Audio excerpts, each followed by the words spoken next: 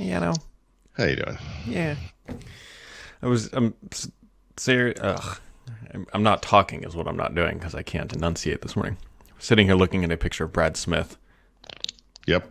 just thinking, oh, how the mighty have fallen or avoided persecution to date. Yep. Yep. Yeah, a lot of people see the irony in this stuff, but You think?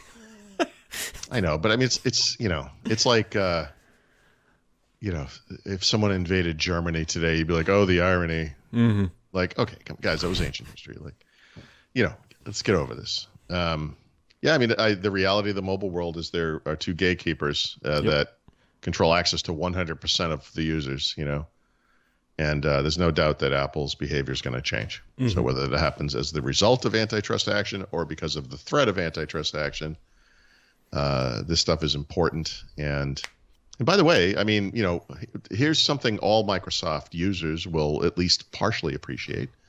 Look at the Your Phone app. Look at all the stuff you can do on Android. Yeah. And look at all the stuff you can't do on iOS. And just remind yourself, it's because of Apple. Yeah. It's because they locked that thing down. So, and all Microsoft wants to do is make that phone more valuable to the majority of people who use iPhones that use Windows. It's joint customers. Your phone is a good example because there's no reason you shouldn't be able to do that. Yeah, I mean, that's one thing. And then obviously they're on board with the whole 30% VIG thing, which is outlandish. And we've already gone over that many times. There's no reason to beat it. But yeah, I mean, this is gonna change. There's no doubt about it. There's so many antitrust bodies looking into this and other big tech companies, but Apple specifically today. And Microsoft is one of the, by the way, Microsoft is a $1 trillion company, and being victimized, right, should not be possible to victimize a company the size of Microsoft. And yet, absolutely, there's another company standing between them and their own users, and that's nonsense. Yeah, we'll see. This is this is step maybe 2, maybe step 3 of like a 20, possibly a 50. Yeah, exactly. Yeah, this isn't going to be over soon. But you're right.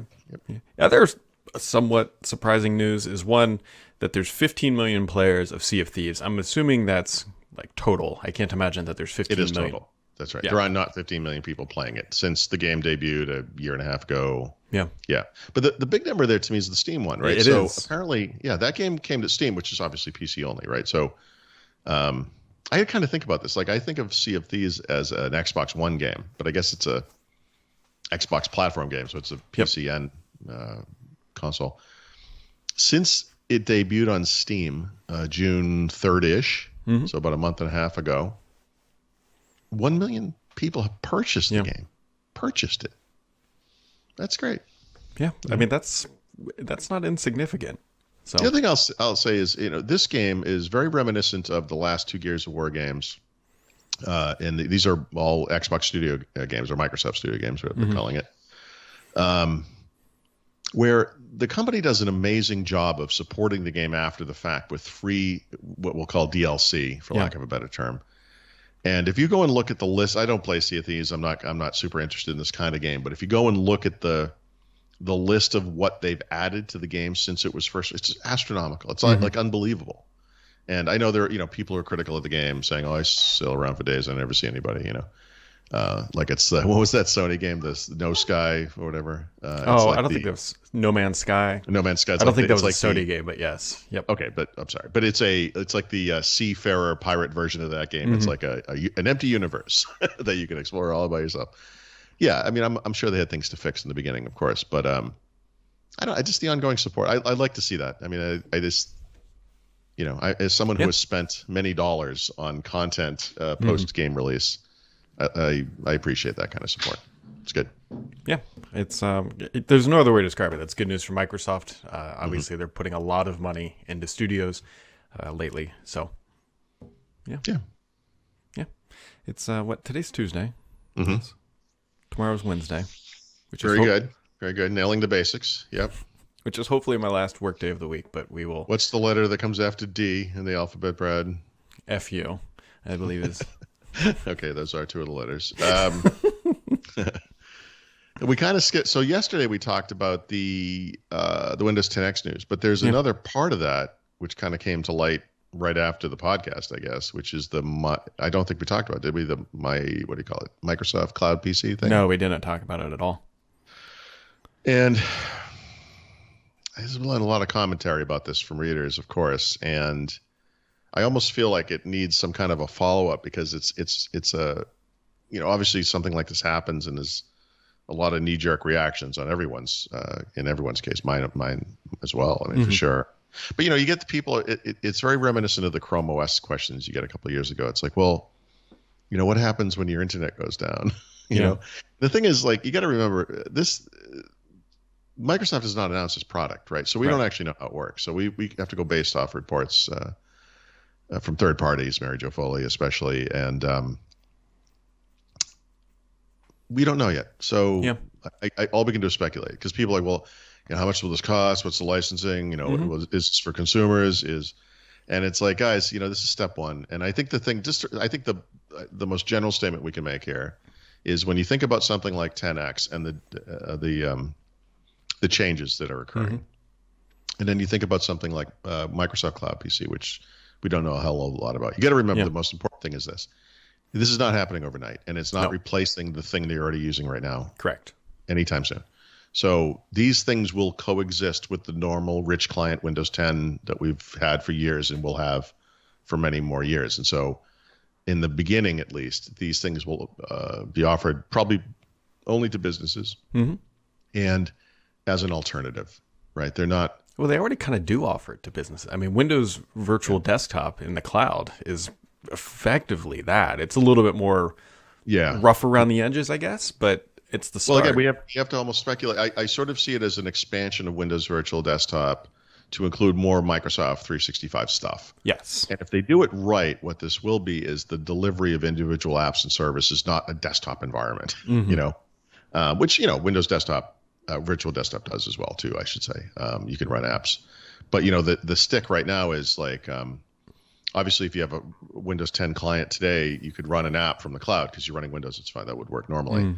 If you're running Windows 10X, would that work too? The answer hopefully is yes, because that would make that platform a lot more viable. Yeah. But what if you're running an iPad or a Chrome, something like? What does that look like? And we just don't know. We don't know. So we could kind of speculate back and forth. But like I said, the important thing is it's not like this. Windows 10 is going to be expiring on December 31st, and we're all moving to this new thing. It's not happening. Heard it here first, folks. Someone will clip that out and be like, "Wrong again, Therod." So it's interesting, and I think it's a natural evolution. I think we can all agree that it'll be included in Microsoft 365. Just kidding. They'll probably come up with some new bundle.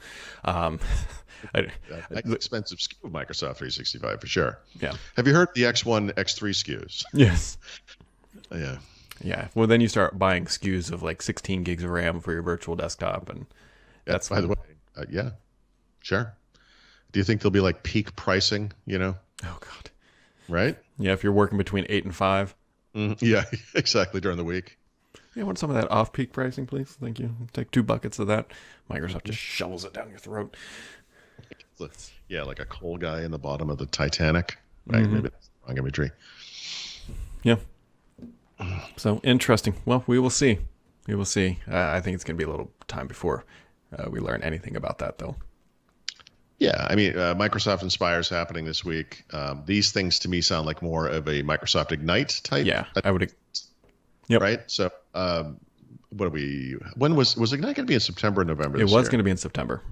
Was going to be in September, but now it's going to. I think it still is in September. Okay. I think so. So how far away? It's 2 months. That's if they're going to announce it there. Yes, I'm sorry. Right, we don't know that for a fact, but it leaking now. I mean, this Ignite is the time for Windows / Microsoft 365 announcements. It's a pro show. So fully agree with that.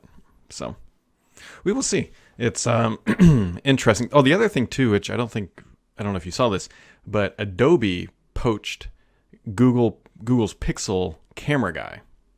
I put it in Thread now. I didn't think it deserved a write up, but yes, that's. So I don't know. Have you looked at the Adobe Photoshop camera app? No, if I had my way in life, I'd probably have rid myself of anything Adobe related, but not quite there yet. Yeah, I think we're going down the same path in that regard. But I when that thing hit 1.0, a month or so ago, I wrote it up. It's part of a broader Adobe thing, CC announcement, whatever.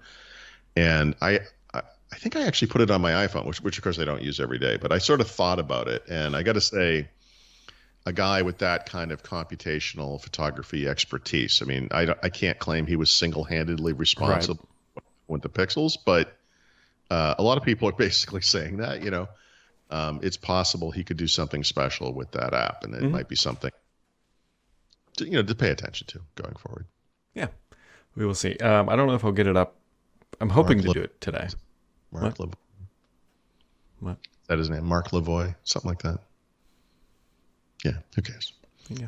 Anyways, I'm hoping maybe if I can get enough time today, if not, maybe tomorrow, like a long-term follow-up to the Elite Series V2 controller, because I've been using that thing every single day, and there's additional thoughts maybe after 8 months that are worth documenting.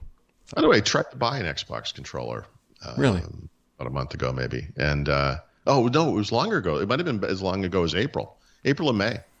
And when I went to buy it, it said this should ship on or before July 17th or something like that. I was like, what? And it's getting to the point where I kind of really need one. Like I had that green customized one I built. It's fell apart. I drop it and bang it on things. And so I went back to a different controller. I'm actually running out of controllers. And do you break that many? Dude, I'm like, those ads they used to have with the gorilla jumping up and down on the Samsonite luggage in the air. Like that's me using an Xbox controller. Like it's maybe you should try Sea of Thieves. It's a little more calming and relaxing. It's not so. Just pull alongside a ship and have a conversation with the other people, and then go about your business. In about 3 months, we're gonna have an episode of Paul discovering Minecraft. Like this game's really good. Like I don't know. I'm not angry. Yeah, I'm all zen all of a sudden. Yeah, I like to destroy, not build.